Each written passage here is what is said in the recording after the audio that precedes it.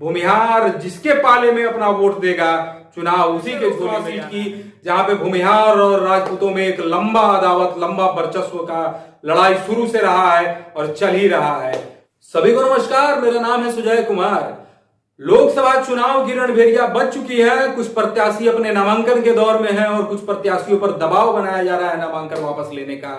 तो इस लोकसभा चुनाव की घड़ी में आज हम बात कर रहे हैं एक ऐसे लोकसभा सीट की जहां पे भूमिहार और राजपूतों में एक लंबा अदावत, लंबा वर्चस्व का लड़ाई शुरू से रहा है और चल ही रहा है। वैशाली लोकसभा सीट की बात कर रहे हैं, जिसे लोकतंत्र गणतंत्र की जननी माना जाता है और जहां से इस बार राजद ने अपना प्रत्याशी बाहुबली मुन्ना शुक्ला को बनाया है और वहीं दूसरी तरफ चिराग पासवान, लोजपा रामविलास ने अपना उम्मीदवार वीणा देवी को बनाया है। वही वीणा देवी जो वर्ष 2019 में वैशाली लोकसभा सीट से चुनाव लड़ती हैं और उस मोदी वेव में चुनाव जीत कर आती हैं, भारी मतों से चुनाव जीतती हैं। लेकिन ये वर्ष 2024 है, समीकरण और हालात बदल चुके हैं और उम्मीदवार भी इनके सामने एक मजबूत बाहुबली उम्मीदवार खड़ा है। तो इस बार वीणा देवी की राह आसान नहीं होगी। हम ऐसा इसलिए कह रहे हैं क्योंकि वैशाली लोकसभा में जो लोग हैं, जो सूत्रों से जो खबर पता चलता है कि वहां का आम जनमानस है जो वीणा देवी से त्रस्त है, वीणा देवी के कार्यशैली से प्रभावित है, वीणा देवी के कार्यशैली से नाखुश है। तो हम बता देना चाहते हैं कि इस बार वैशाली लोकसभा सीट में भूमिहार जिसके पाले में अपना वोट देगा, चुनाव उसी के झोली में जाना है। तो जिस तरीके के हालात और समीकरण नजर आ रहे हैं, इस बार मुन्ना शुक्ला वैशाली लोकसभा सीट से चुनाव जीत कर आएंगे और एक इतिहास मुन्ना शुक्ला का है उस सीट से। वर्ष 2000 में मुन्ना शुक्ला लालगंज विधानसभा सीट से चुनाव लड़के निर्दलीय चुनाव लड़ते हैं और बिहार विधानसभा में पहुंचने का काम करते हैं।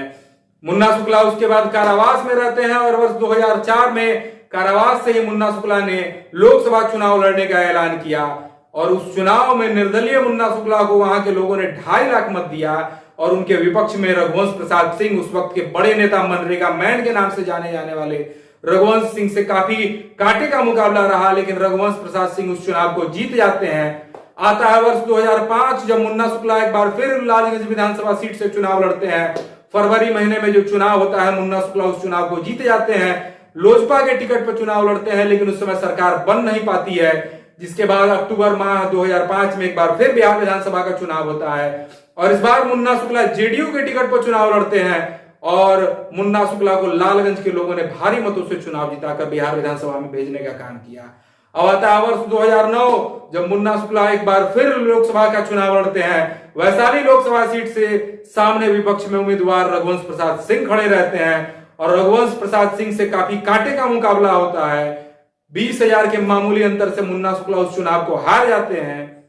आता है वर्ष 2010 जब मुन्ना शुक्ला पर निचली अदालत ने आरोप लगाया है, निचली अदालत में उनके ऊपर सजा कर देती है कि वो अब चुनाव लड़ने लायक नहीं रहते हैं। तब उनकी पत्नी अनु शुक्ला वहां से चुनाव लड़ती हैं और वो भी लालगंज के लोगों ने उनको चुनाव जिताकर बिहार विधानसभा भेजने का काम किया। उसके बाद मुन्ना शुक्ला एक लंबे संन्यास के बाद, लंबे अंतराल के बाद वर्ष 2024 में ऐलान करते हैं कि वो वैशाली लोकसभा सीट से चुनाव लड़ेंगे क्योंकि अदालत ने उन्हें हर मामलों में बरी कर दिया है। तो इस बार की जो लोकसभा चुनाव है, वैशाली लोकसभा सीट, यहां से मुन्ना शुक्ला राजद के उम्मीदवार के तौर पर दिखाई देंगे और जिस तरीके का जनाधार, जिस तरीके का जन समूह मुन्ना शुक्ला के रैली में, मुन्ना शुक्ला के साथ भ्रमण में, क्षेत्र भ्रमण में जो दिख रहा है, उसे यह प्रतीत हो रहा है कि वीणा देवी की राह आसान नहीं है।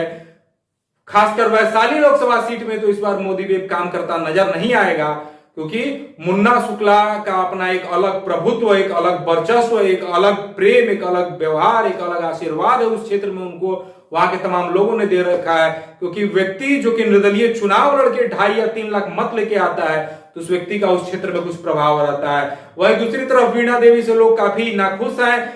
वीणा देवी क्षेत्र में नजर नहीं आती हैं, वीणा देवी काम नहीं करती हैं, इस तरीके के आरोप लोगों ने उन पे लगाए हैं। तो जिस तरीके का माहौल, जिस तरीके का जातीय समीकरण अगर देखा जाए तो वैशाली लोकसभा सीट में भूमिहार काफी बहुल्य है, भूमिहार बहुल्य मात्रा है वो क्षेत्र। भूमिहार अगर जिसके झोली में अपना मत दे देगा वो वहां से चुनाव जीत जाएगा। तो अब देखने वाली चीज है कि वैशाली लोकसभा सीट से भूमिहार अपना मत किसको देता है, मुन्ना शुक्ला को या वीणा देवी को। लेकिन ज्यादातर जो लोग वहां बता रहे हैं कि मुन्ना शुक्ला इस बार वैशाली को एक नया सांसद मुन्ना शुक्ला के रूप में मिलेगा। तो आपकी क्या राय है कमेंट बॉक्स में बताएं कि वैशाली लोकसभा सीट से मुन्ना शुक्ला या वीणा देवी चुनाव जीतेंगी, वैशाली के लोग किन्हें अपना नेता मानते हैं। जय हिंद।